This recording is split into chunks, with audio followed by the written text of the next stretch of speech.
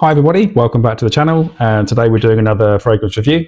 So this one is another fresh fragrance, more so for the summer. As always, you can wear it whenever you want, but today we're going to be looking at Gautier's Paradise Garden.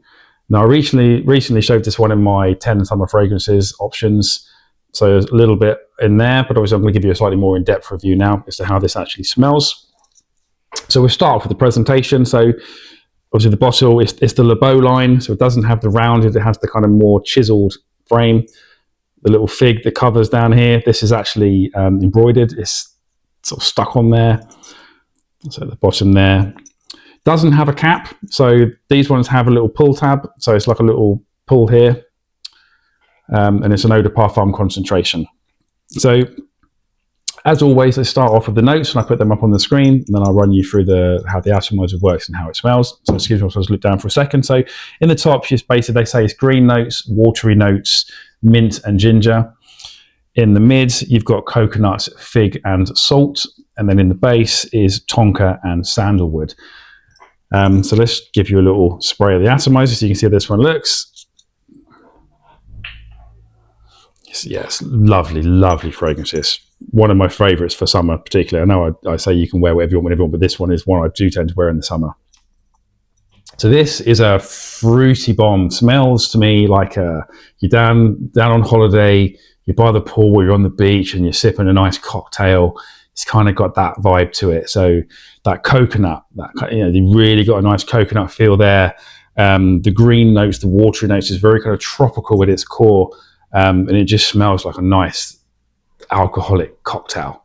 It's the best way to describe this. Very, very fresh, very green. So obviously it says it's got green notes. It doesn't tell you what that is. So it's not like a forestry green. It's a soft kind of green, but a fresh green. So like I said, very tropical. Think pina colada, think cocktails, that kind of vibe with how this one works.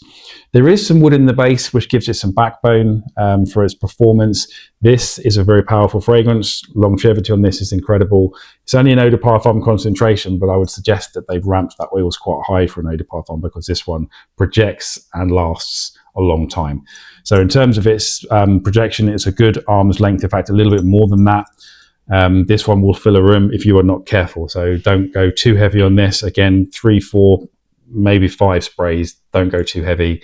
In a closed environment, it's going to fill a room very, very quickly. Obviously out in the open, that's fine.